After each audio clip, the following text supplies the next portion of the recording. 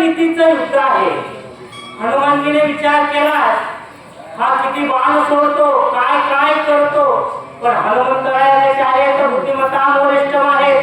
हनुमंतरायाने ओळखलेला आहे, हा कपटी आहे, हा दुराचारी आहे. याच्याबरोबर युद्ध करत असताना आपण पण सावधगिरीने राहिलं पाहिजे, असे हनुमंतराया विचार करून पुढे काय करतात.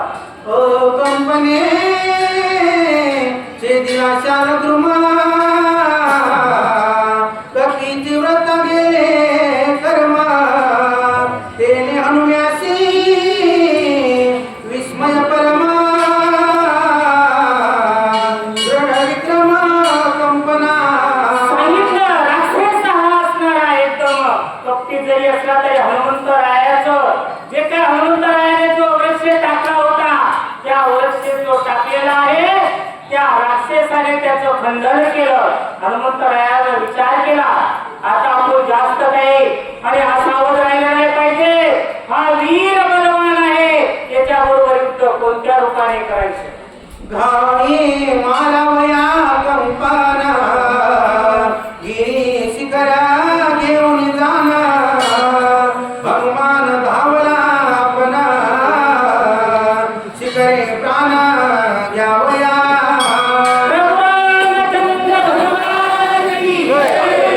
विचार केला, उधाण मारलं आणि मोठ्या गिरीवर एका मोठ्या उंच शिखरावर डोंगरावर जाऊन उधाण मारून त्याला तो वृक्ष पाषाण उचलून त्या जो हनुम नावाचा जो काय राक्षस आहे त्याच्यावर तो चाललेला आहे. शिखर अनिता हनुमान बिरा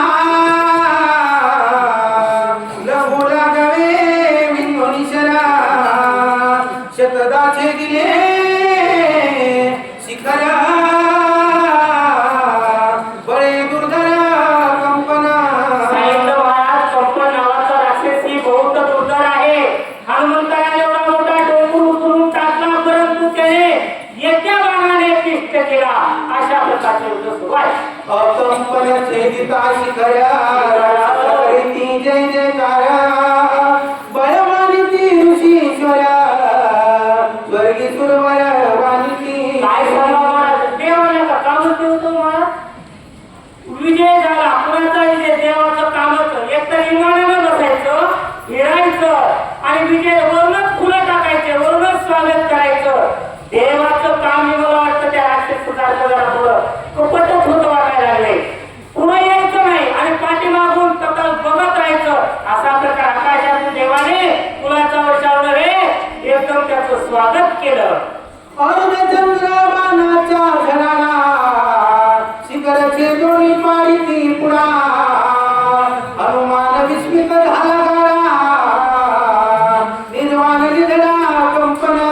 निर्वाण निधडा असणारा तो कंपन आहे. अर्धचंद्र बाणाने तो इकडून जो हनुमंतरायाने जो उड्डाणे घेऊन जो मोठा डोंगर टाकला होता त्याचं पीठ अर्धचंद्र नावाच्या बाणाने त्या कंपनाने त्याचं निरसन केलं होतं.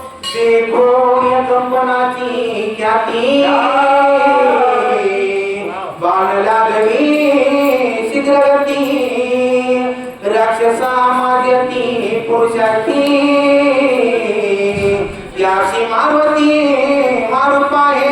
आता असा असणारा तो कंपन नावाचा राक्षस उदामध्ये तरबेज आहे, तंतोतंत वर्मा वर्मा जाणून युद्ध करत आहे.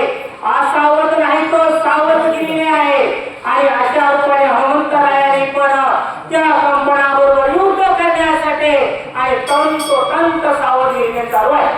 तो कंपनाचा घ्यावया प्राण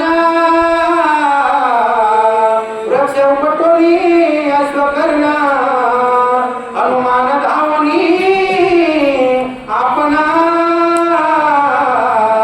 वृक्ष भवंडोली आणि हनुमंतरायाने विचार केला, मोठा एक वृक्ष उपटला त्या कंपनाचा जीव घेण्यासाठी.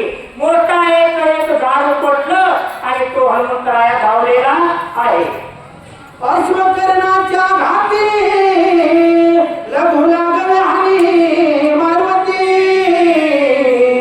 वृक्ष सोडिले रेणुकिती